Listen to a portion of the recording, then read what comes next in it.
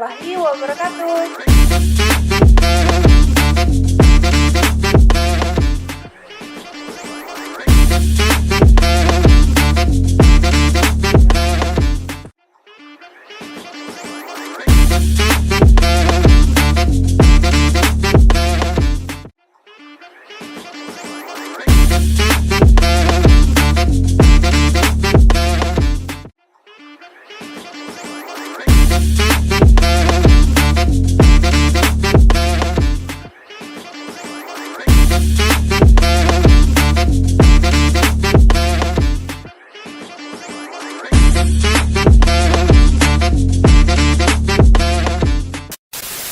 Kita masuk ke materi yang pertama, yaitu membahas definisi data cleaning.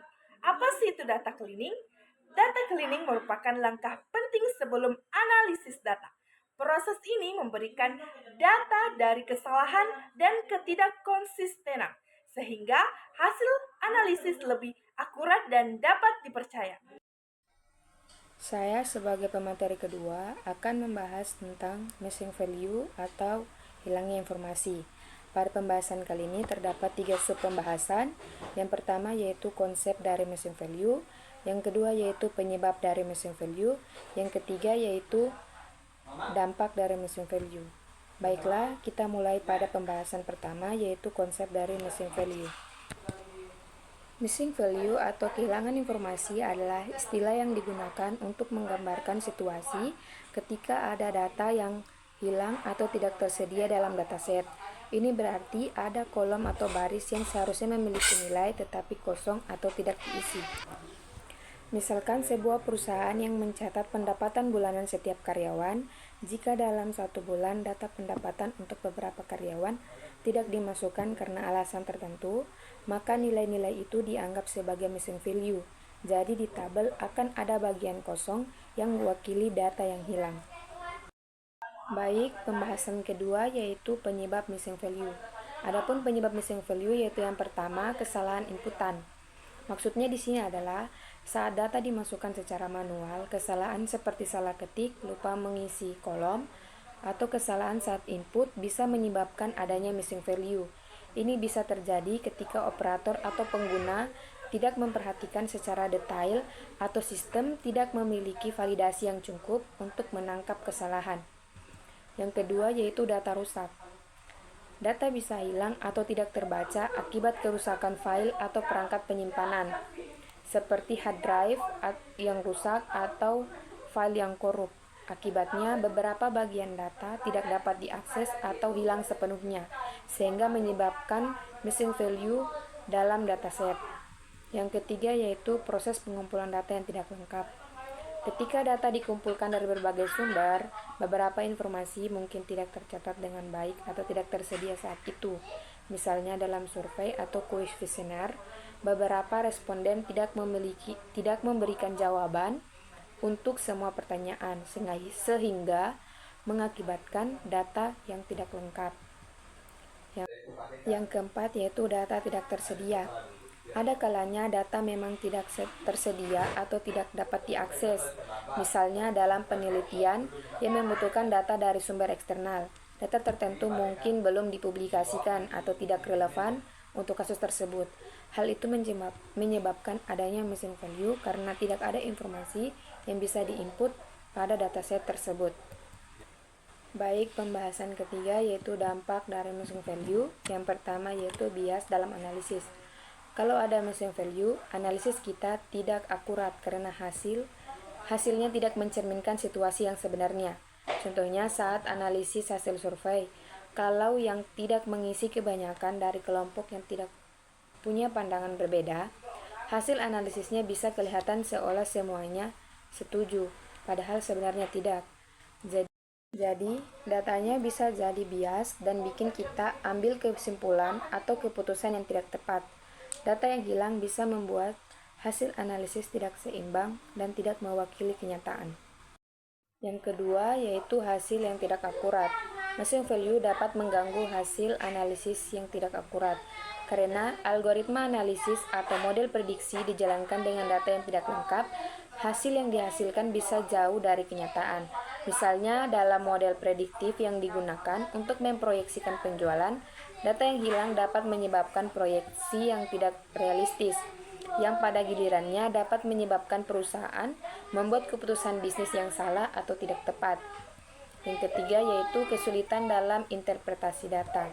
Machine value menambah tingkat kompleksitas dalam interpretasi data, karena analisis harus mempertimbangkan bagaimana dan mengapa data hilang. Ketika data hilang dalam jumlah besar atau variabel kunci, analisis mungkin kesulitan untuk mendapatkan gambaran yang jelas tentang fenomena yang sedang dipelajari. Hal ini membuat kesimpulan akhir dari analisis menjadi kurang meyakinkan atau tidak sepenuhnya dapat diandalkan. Di sini saya akan menjelaskan cara penanganan missing value. Cara penanganan missing value terdiri dengan beberapa metode. Metode pertama yaitu adalah metode imputasi atau mengganti missing value dengan nilai yang diperkirakan berdasarkan data yang tersedia. Metode imputasi terdiri menjadi 3 yaitu adalah mean imputation, yang kedua itu adalah median imputation, dan yang ketiga yaitu adalah mode imputation. Metode kedua yaitu adalah metode penghapusan, yaitu menghapus baris atau kolom yang data yang mengandung missing value. Metode penghapusan terdiri menjadi dua macam, yaitu adalah leastways deletion dan yang kedua itu adalah pairwise deletion. Ada metode lain yang bisa kita gunakan untuk menangani missing value. Metode tersebut adalah menggunakan algoritma pembelajaran mesin atau machine learning untuk teknik statistik untuk memprediksi missing value. Cara tersebut terdiri menjadi dua. Yang pertama itu adalah kita bisa menggunakan algoritma k-nearest network atau tetangga terdekat dari nilai K, yaitu metode pengelompokan data dalam machine learning.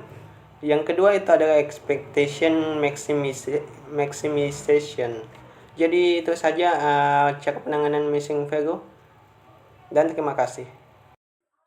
Contoh dari missing value yang dapat kita lihat dari tabel ini yaitu data yang hilang dalam tabel disebabkan oleh beberapa faktor seperti data tidak tersedia, kesalahan dalam tabel, dan informasi yang tidak relevan. Ini saya akan menjelaskan konsep noise data gangguan akurasi. Definisi: noise data adalah data yang mengandung kesalahan atau outer yang tidak normal. Sumbernya sumber noise. Sumber noise data dapat disebabkan oleh kesalahan pengukuran, kesalahan input, atau kesalahan dalam proses pengumpulan data. Dampak noise: noise data dapat menyebabkan biasa dalam analisis aslinya, tidak akurat, dan kesulitan dalam interpretasi data. Penanganan noisy data bisa dilakukan melalui yang pertama, deteksi outlier, yaitu mengidentifikasi data yang menyimpang dari pola dataset. Pernyataan tersebut menjelaskan bahwa deteksi outlier bertujuan untuk menemukan data yang berbeda secara signifikan dari pola atau tren umum dalam dataset. Outlier bisa didefinisikan tanpa menggunakan rumus apabila datasetnya itu kecil, tidak terlalu banyak. Yang kedua ada smoothing. Smoothing yaitu memperhalus data dengan menggunakan teknik statistik untuk mengurangi noisy. Maksudnya yaitu cara untuk mengurangi variasi dalam data yang tidak diinginkan, sehingga data menjadi lebih halus dan mudah dianalisis. Yang ketiga ada transformasi, yaitu mengurangi data ke dalam skala yang berbeda dengan mengurangi noisy. Maksudnya yaitu pernyataan menjelaskan bahwa transformasi adalah proses mengubah data ke dalam skala atau bentuk yang berbeda untuk mempermudah analisis. Dengan melakukan transformasi, kita dapat mengurangi variasi dalam data sehingga pola yang relevan menjadi lebih terlihat. Assalamualaikum warahmatullahi wabarakatuh. Di sini saya akan menjelaskan contoh niche data, yaitu data yang hilang pada jumlah fitur dan instansi pada metode 77, 78, 67, 72 dapat disebabkan oleh kesalahan dalam tabel atau data yang memang tidak tersedia. Ukuran data yang tidak konsisten pada metode 94 dapat disebabkan oleh outlier atau kesalahan input. Halo teman-teman, jadi saya berkesempatan untuk menjelaskan materi yang terakhir, yaitu materi tentang data cleaning, contoh data cleaning sebelum dan sesudah dicleaningkan. Baik, bisa kita lihat pada slide yang kami tampilkan. Nah, ini data atau contoh data yang belum dicleaningkan. Nah, kami mengambil data tersebut dari salah satu jurnal yang judulnya Analysis Metode and the Maximum Data Size Management by ACE1. Nah, ini sebelum dicleaningkan masih ada ruang yang kosong atau masih ada beberapa data yang kosong. Misal data nomor 77 kosong dan data 76 sampai 72 itu kosong. Oke, lanjut. Nah, ini sebelumnya belum dicleaningkan atau masih ada data yang kosong, dan ini sesudah dicleaningkan, sudah dihapus dan sudah dicleaningkan. Nah, sudah bisa dikatakan sebagai data cleaning atau data yang sudah dibersihkan. Nah, teman-teman bisa melihat sebelum dan sesudah dicleaningkan, datanya menjadi lebih akurat, lebih mudah dimengerti, dan tidak ada lagi data-data yang kosong ataupun data yang duplikat. Mungkin itu saja yang dapat saya sampaikan, lebih dan kurangnya mohon dimaafkan. Saya akhiri dengan ucapan Assalamualaikum warahmatullahi wabarakatuh.